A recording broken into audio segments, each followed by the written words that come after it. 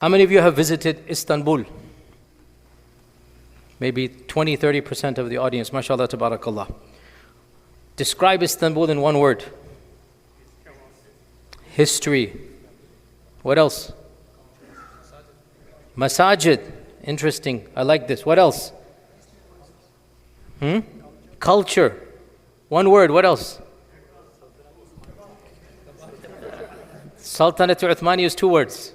Ottoman Sultanate. Kebabs. You're a man of my own heart and my stomach. MashaAllah, tabarakallah. One word used is masjids. You know how ironic it is that you describe Istanbul with masjids? Because Istanbul was the capital of Christianity for over 1,200 years. And it was just Allah's qadr that we now visit Istanbul and we associate it with Islam, the Ottoman Caliphate, Khilafah, history, civilization. If you had visited Istanbul for most of human history, forget masajid, there would be zero Muslims living there. Istanbul was the heart of the European Empire, Constantinople. And it is one of Allah's gifts to the Muslim Ummah. But today we're going to go a different story. A candidate that might have been like Istanbul, but it is not Istanbul. It is the other city that, what if we had gone there, it would have been another Istanbul. And we were literally one hair's width away. But Allah's qadr. And I like to teach you history as it is. Most people only want to teach you the ups of history. But I don't think we're going to learn history that way. Sometimes we have to teach you some of the negatives so that we contextualize, we understand. And out of all of the Islamic history, 2 battles, 2 incidents are those what if moments that we didn't get. The majority we got. Qadisiyah we got. The Sassanid Empire, the Byzantine Empire, Istanbul, Constantinople. The majority, yes, check. But sometimes we didn't. And it's also important to know those as well, so that we understand this is the reality, that Allah will preserve the ummah even if we lose some battles here and there. The ummah will thrive. We don't have to gain every single battle. 2 battles, in my opinion, are decisive, that what if we had one would have changed the course of history. The first of them we'll just mention, we're not going to go over, and that is the Battle of Tours. The Battle of Tours represents the furthest point in Europe that the Umayyad Empire entered after they conquered Andalus. Tours is a city, it is literally 45 minutes from Paris. Imagine 45 minutes from Paris by car, there is a city called Tours. Last year, they excavated that region and they uncovered Muslim graves dating back to 770 CE. They knew they were Muslim graves because they're facing the Qibla, the head is buried this way in shrouds, how Muslims are buried. Muslims lived right outside of Paris. And the Umayyad Empire conquered all of Andalusia. They conquered Madrid. The king of Madrid, I visited his palace. I want you, next time you go to Madrid, you go underneath. There's a back door.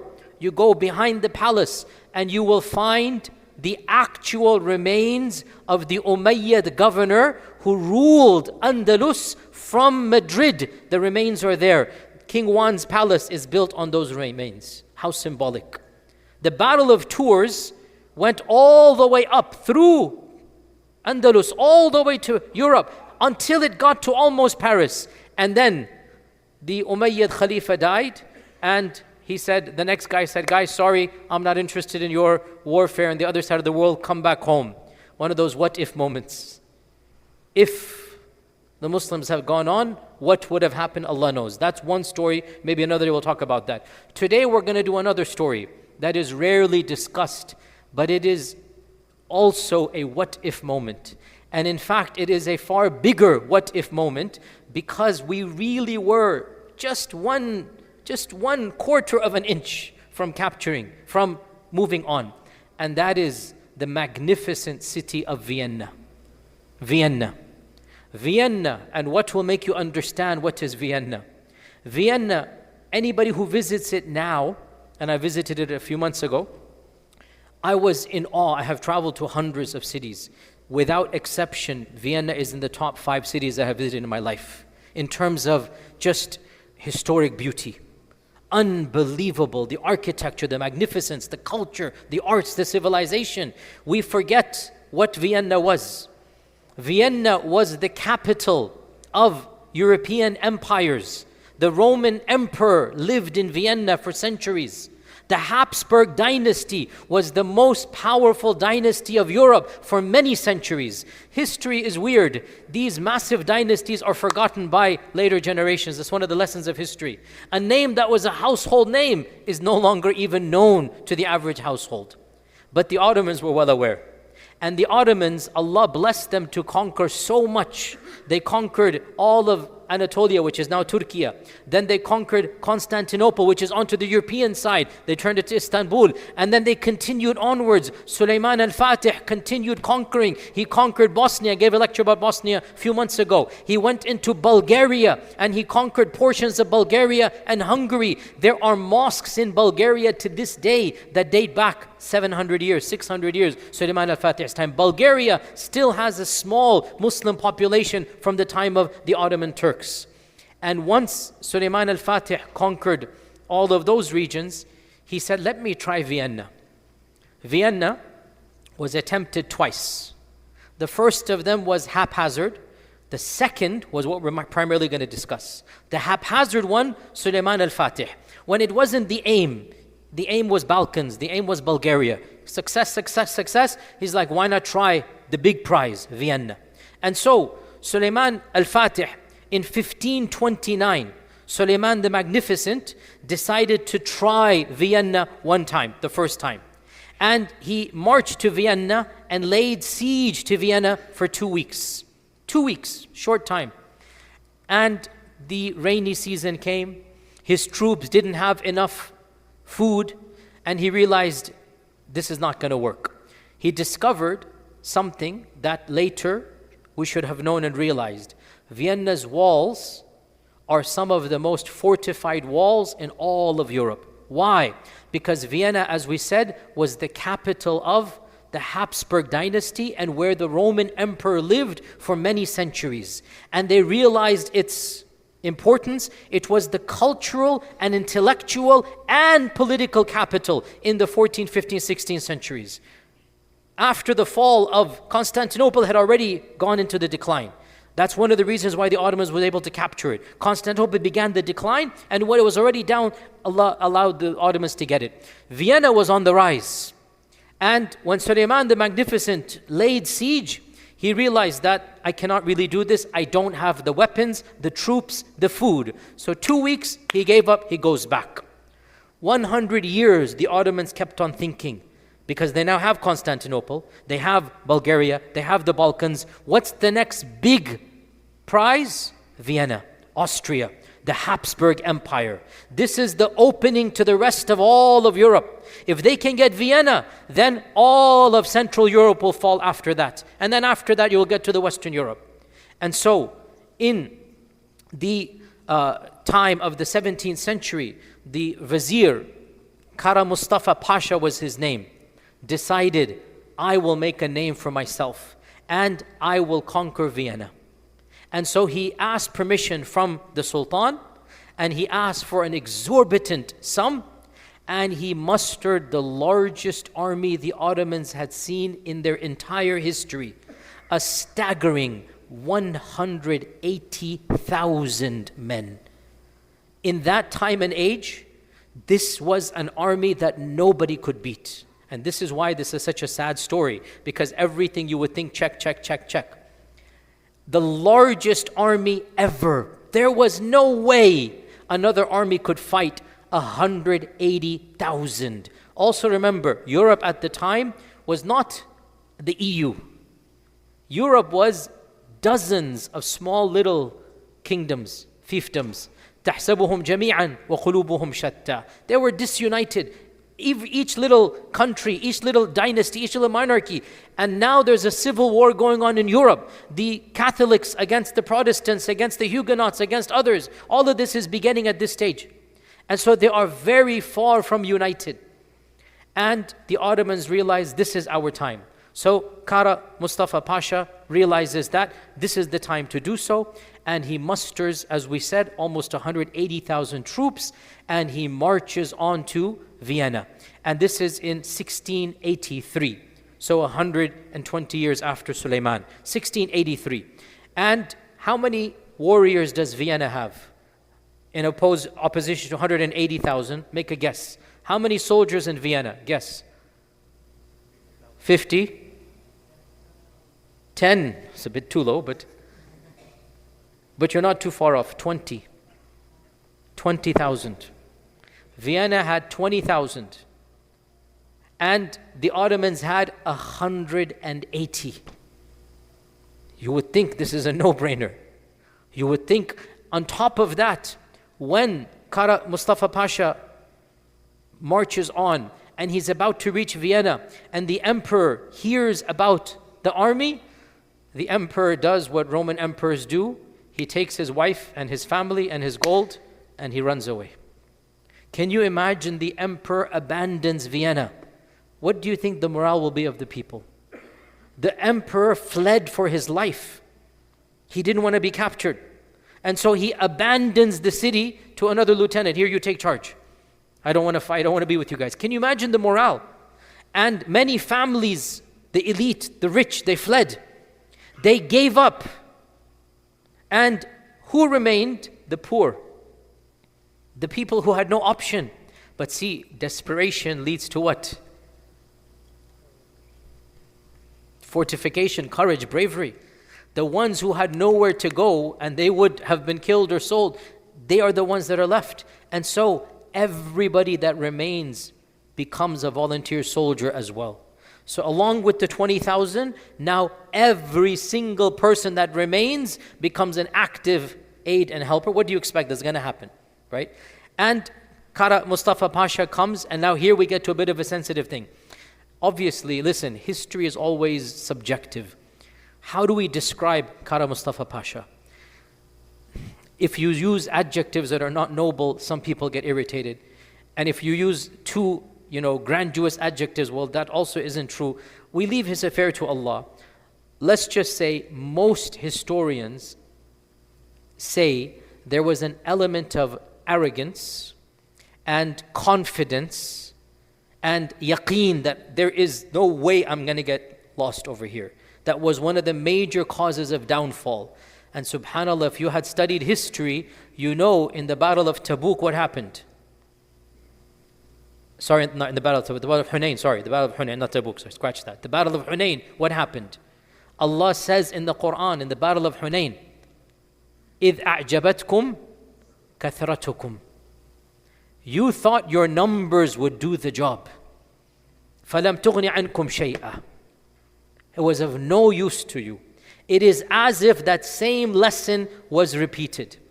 Because every single indication seems to be Kara Mustafa Pasha wanted this so badly, he messed up at multiple levels.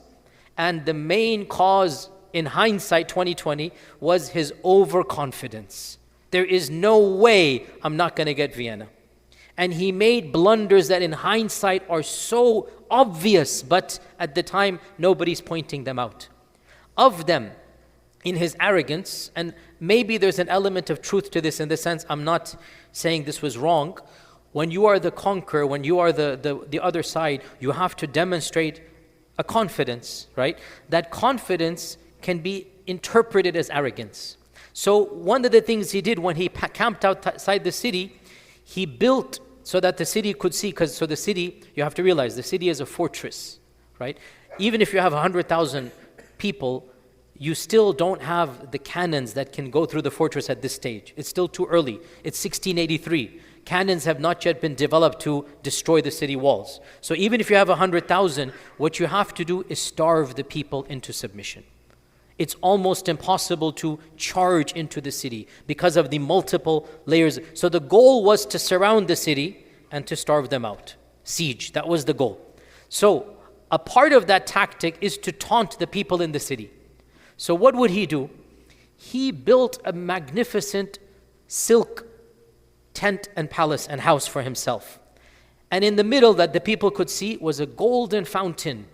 They don't have water inside the city. You can imagine now, water, food, everything. They're literally dying. It is said they had to eat rats at the end of this time frame. It is a very, there's the reality of war. And outside of the city, Kara Mustafa Pasha has a gold fountain with water trickling down, delectable delights every day. He's eating it in front of them to taunt them that this is difference between us and you. And this is a tactic of war as well, by the way, right? And he's wearing the finest clothing, being massaged, everything. He's living a VVVIP luxury while the people inside can see and they're starving. There's an element of like fine balance. Is this arrogance? Is this confidence? Whatever it might be.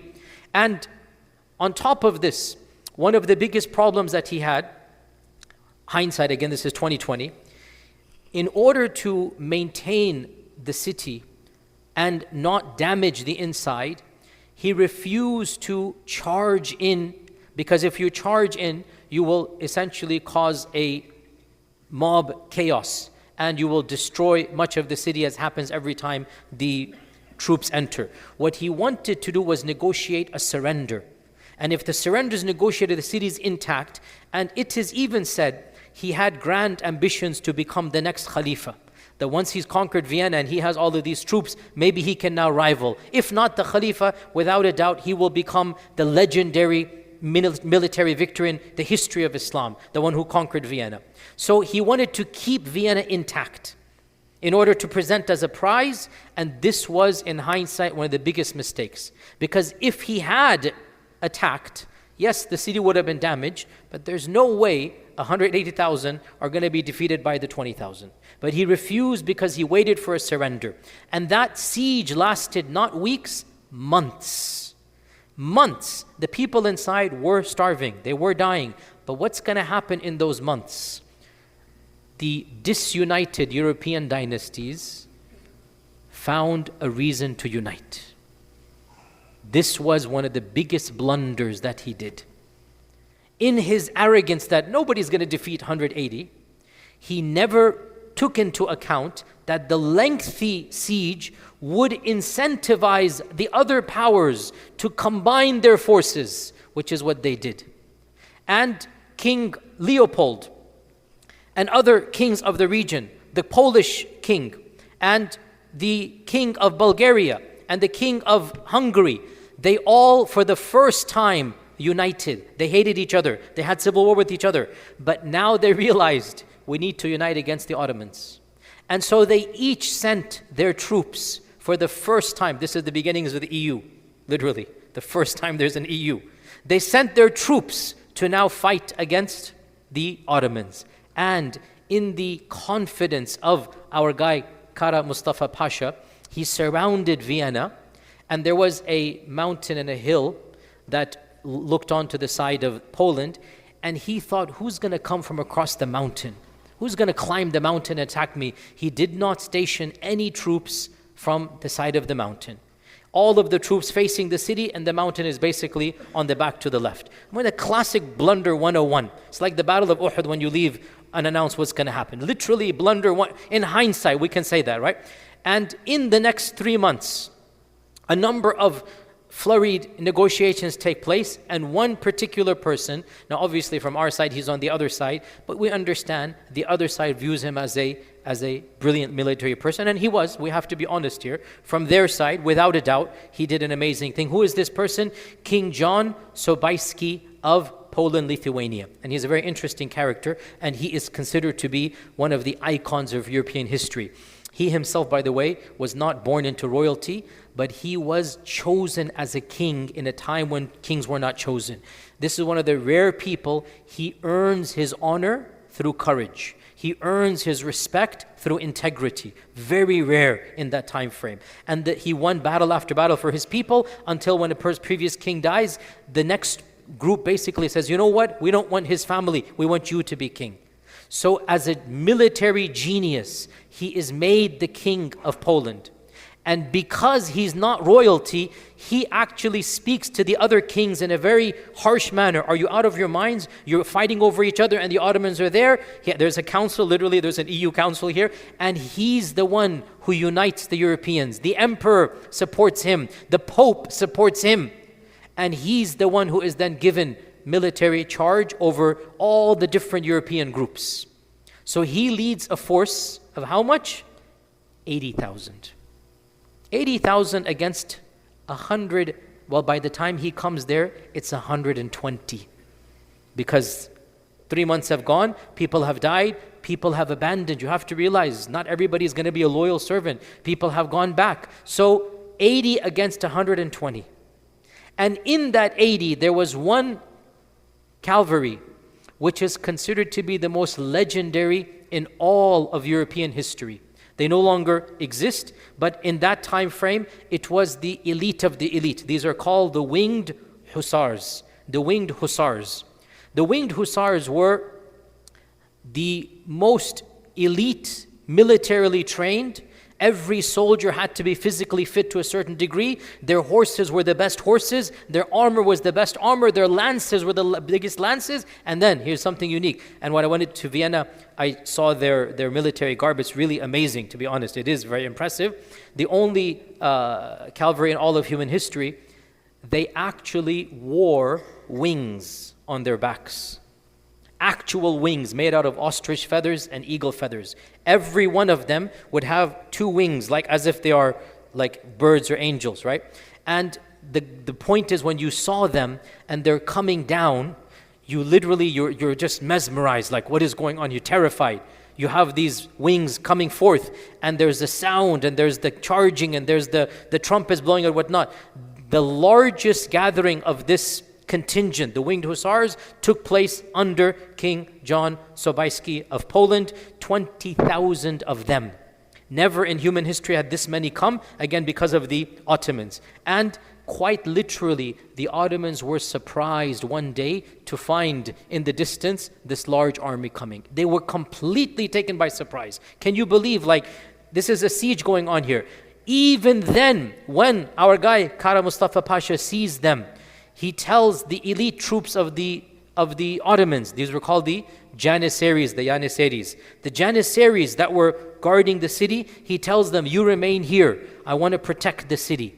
The Janissaries were not sent against the winged hussars to the very end. Another massive blunder. Because again, he wants to protect the city intact. So he keeps the troops there. When the King of Poland attacked, the battle lasted 2 full days. And it turned out to be a mini massacre because they were simply not prepared. The soldiers in the Ottoman side were demoralized, whereas the Europeans are coming fresh. The Ottomans have been besieging them for 3 months. They're tired. They're running out of food. The Europeans are coming a bit more fresh now from the, from the plains. And the winged hussars collectively launch a charge. It is said this was the largest charge in all of human history of the cavalry. There's no larger charge than this one. 20,000 horses charging at one time against the Ottomans. And Kara Mustafa Pasha himself had to flee for his life. He left the battlefield. He left in panic. And obviously when the leader leaves, it's going to be complete chaos here. There was a complete butchery and massacre. Tens of thousands of Ottomans died. Kara Mustafa Pasha flees to Bulgaria. The Ottoman Sultan is so disappointed, he issues the hukum of his execution wherever he is found. And so troops go and find him and execute him. That he wasted the entire treasury. He was a complete failure in this regard. And the whole situation was lost. This is one of those what if moments, and it took place, as we said, in 1683. Now, why did it fail? Number one, most important reason, overconfidence in yourself and your numbers. Not even planning logistically. Number two, not even taking into account all the routes coming in. He did not leave an entire contingent, he left it unguarded. Number three, he didn't march in immediately. He waited to the very end, wanting to preserve the city. Had he attacked even through one area, there's no way that it would have lasted. And other reasons are given as well. the bottom line, and with this we will conclude inshallah, that Allah Azza wa Jal will protect His ummah in spite of the ups and downs of politics. And this is one of those moments the Muslims attempted to conquer Vienna twice. Both times they failed. The first time was not that big of a deal. The second time, really, it was a very close issue, and Allah willed otherwise. And one interesting quirk now, today, Vienna is 10% Muslim. 10% of Vienna is Muslim. The majority of them are actually Turks and Bosnians. Organically, it happened. And the population is 10% Muslim. In the public schools, 1 out of 3 children is a Muslim. Now, when I say these statistics, and I know this is going to happen here as well, the far right takes these clips and it goes viral. I said something about Sweden over here in our masjid. Swedish news media put my clip on, seen in the millions, but not in a positive way. And to that I say, why are you getting angry at us? What did we do? You're the guys not getting married, or getting married to the wrong gender, not having children. You're the guys not caring about kids. It's not our fault you guys aren't replicating and reproducing. Why are you getting angry at us? Like, what did we do? You're the ones. Nothing is happening, that we're just having normal families and normal kids. So if 1 out of 3 children in Vienna is a Muslim, don't blame us. Go and do other things that are going to replicate that. Really, it boggles my mind, because that clip I did over here about Sweden, I said Malmo's going to be 1/3 Muslim. It literally went viral in the Swedish right media. Swedish politicians tweeted it, like, look, even Americans are mocking and making, like, as an American Muslim I'm saying, right? It's going to happen here. And again, I'm just telling you facts. We're not doing some hocus pocus or magic, black magic. It's just, you guys needed workers. You imported workers because you are too arrogant to clean the streets. Literally, that's what happened. They thought we're going to import the Muslims to do that. And they did. And the Muslims will do any noble job. Cleaning the streets is not ignoble. Doing the manual labor is not ignoble. And so the Muslims came and they did those jobs in the 60s, 70s, 80s. Then they stayed there. Their children are now becoming educated and they're becoming engineers, doctors. It's not anybody's fault. You're the ones that did this now. And then obviously Austria is now having a massive resurgence in what? In Nazi ideology. And out of all European countries, we think France is bad. Austria is the worst when it comes to Islamophobia. It is the worst European country in all of that region. No country, and their party is blatantly Islamophobic. In spite of the fact that 10% of its population in Vienna is Muslim, one of the reasons being it's this history. That because of what happened, nonetheless, Allah Azza wa Jal works in ways beyond our control, and they can have their policies. In the end of the day, the religion of Islam and the people, Muslims, will be wherever there will be humanity, and we will inshaAllah ta'ala demonstrate the peace and the beauty of this faith. And even if we lost the Siege of Vienna, Islam did not lose, the Muslims did not lose, Islam will always flourish. So, conclusion, politics goes up and down, battles are won and lost, but the vibrancy of the ummah, the vitality of the ummah, the beauty of the ummah will never be lost. This religion will always be successful ila qiyam as-sa'a. Wa jazakumullahu khairan. Wassalamu alaikum wa rahmatullahi.